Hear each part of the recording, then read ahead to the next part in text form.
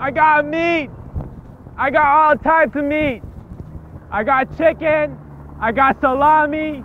I got pork. Okay, you learn to be comfortable in uncomfortable situations so that when it does matter, that's when you can really handle the pressure, not give a fuck, do the right thing, act authentically.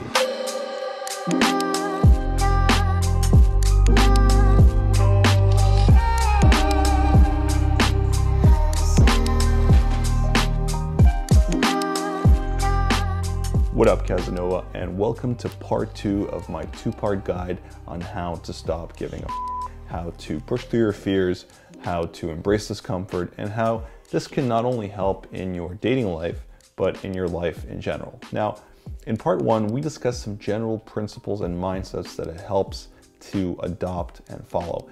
And in this video, I'll be sharing some practical steps and exercises that you can do in order to help you build this muscle, as well as showing you some real life examples. But before we get into it, if you haven't done so already, be sure to hit that subscribe button as well as the notification bell so that you can be notified when we put out new content. On a more practical micro level, in order to stop giving a fuck, you have to desensitize. You have to progressively desensitize yourself to judgment, criticism, high pressure, uncomfortable situations. I got meat. I got all types of meat. I got chicken. I got salami. I got pork. And you can do it in 2 ways. You could do it by doing things that are meaningful to you, like I just described, but also scare you. So they're goal-oriented. You're trying to, let's say, improve your dating life. So you're working on your confidence, you're working on your communication, on your charisma. You're putting yourself out there. Let's say that really terrifies you, rejection terrifies you, all that shit. So that's in alignment with your goal. Excuse me, girl with the blonde hair, are you in a very important phone call? Tell them a really charming guy in a blue shirt. Yeah, Mom, let me call you because I'm just about to get on the subway, okay? Okay, I'll talk to you. Better show. Love you too, bye. Hello. Oh, you forgot to tell Mom I say hello. Hello. What's your name? I've got stuff in my hand, money and candy. Money and candy. Look at you. Are you handing out candy to strangers on the street? No, that's not my career. But I mean, if you want candy, I have it. Wait, what kind is it? It's toffee. I'm not gonna lie. I'm not a fan of toffee. Oh, that's a shame. I love toffee. How is Mom, by the way? Good. Yo, quick announcement, my dude. Just want to briefly mention that over the last year, many guys have been asking me, how do you create chemistry with women? And this has sadly been exaggerated by the pandemic. That's right, I'm talking about that magic you see me create with the girls in my videos. So, I've decided to give away a super entertaining, uncut, infield bonus video showing exactly that. Just click on the link in the description below. By signing up, you're also joining the VIP list for our, wait for it, new course, Honest Chemistry, which will be released in the near future and will teach you everything to do with creating chemistry, from sexual tension to an amazing connection.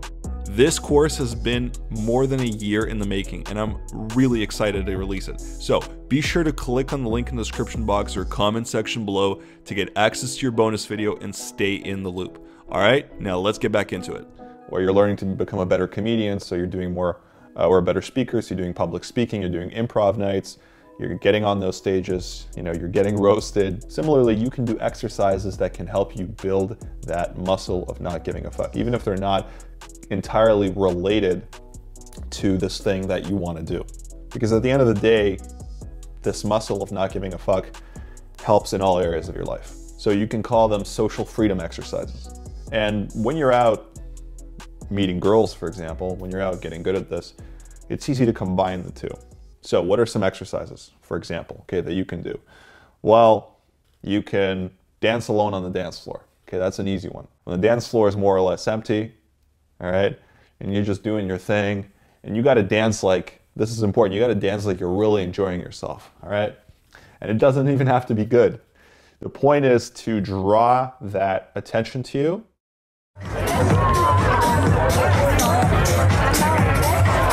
Guys, I'm the best dancer in the world.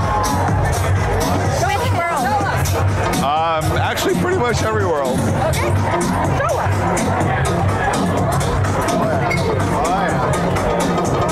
Doing the push-up. I've been practicing for weeks. It's working. He does the strength right now.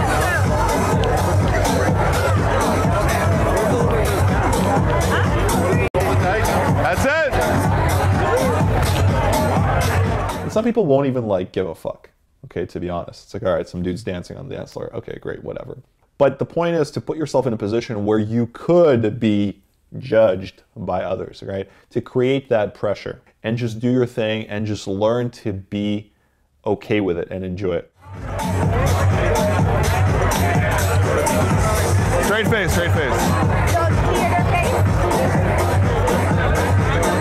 Are you the, It's my wife. She gets excited.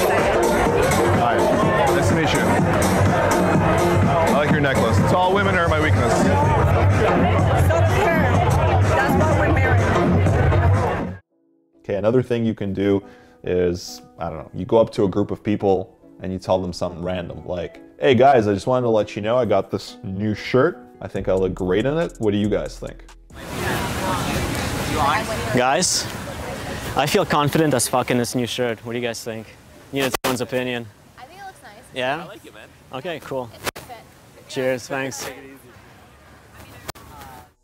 You want to do something more risque? You approach a couple that's like dancing intimately or even making out and say, excuse me, but I think it's my turn to cut in. If I can just take over from here. I've done shit like that. And usually that'll kind of get a laugh. Maybe the odd time you'll have someone get pissed. And hey, if it gets like, starts getting hostile and, you know, serious, then leave. You don't have to continue provoking. That's not the point of this. The point of this is not to provoke. It's to put yourself into a higher pressure, awkward situation and learn to be okay with it. Another thing you can do is if you're riding the subway, make eye contact with people and keep that eye contact until they break it. Guys and girls. I used to do shit like this. This also helps you work on your eye contact, so it's dual purpose. Or if you're just like walking somewhere, you know, keep your head up and just like make eye contact with people and hold it until they break it. Sometimes you can just do something weird or awkward, throw yourself into some kind of a social situation, or, you know, when you're talking to girls, and see if you can recover from it.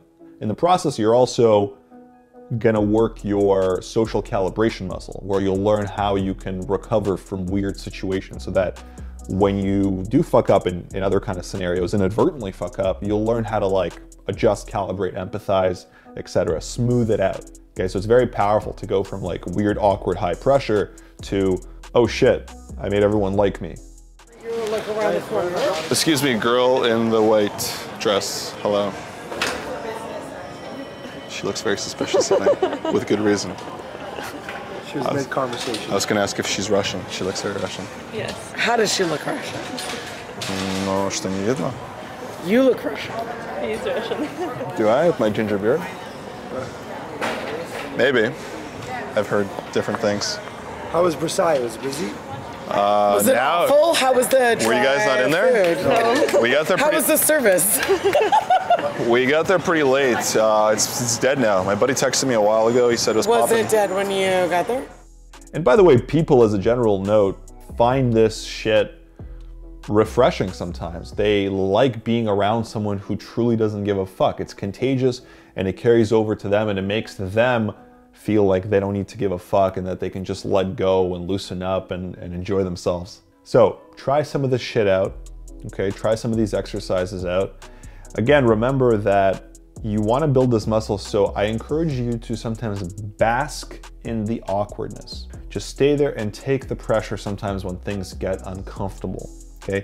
But within reason. Don't let things get completely hostile. If someone is really pissed, wants you to get the fuck away, don't push the envelope and provoke them further. But if it's just kind of awkward and weird and uncomfortable, stay in sometimes, stay in a bit longer. Sometimes you want to try to recover depending on the kind of exercise that you're doing. Jude, get me a half-finished cranberry vodka. That is so like you. No, we don't know one another. No, we don't. It was a joke.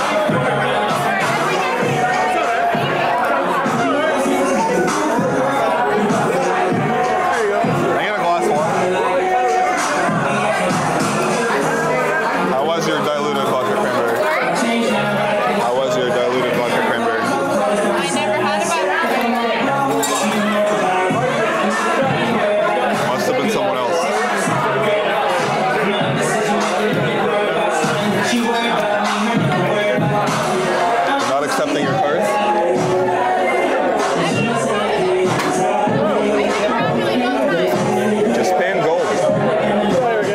you some context, I'm naturally a highly analytical, mildly neurotic guy, naturally not with the highest emotional intelligence. I really had to work on that.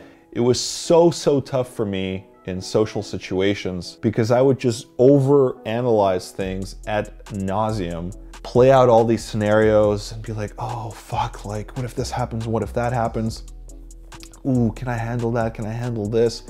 And it was just so liberating for me to put myself out there and to push through all this shit and to realize that ultimately nobody gives a fuck. And that all these awkward and weird situations, well, they're not the end of the world. In fact, they make you kind of appreciate the comedy of life. They kind of reiterate that point that, hey, it's all just one big joke. So what? It was kind of uncomfortable. So what? Can you do me a favor, take a picture of me in front of City Hall? I'm gonna send it to my friend. Like, what do you want? Oh, it's a BlackBerry. I hope you know how to use these. Okay, just tap on the screen. Right there. All right, photo shoot.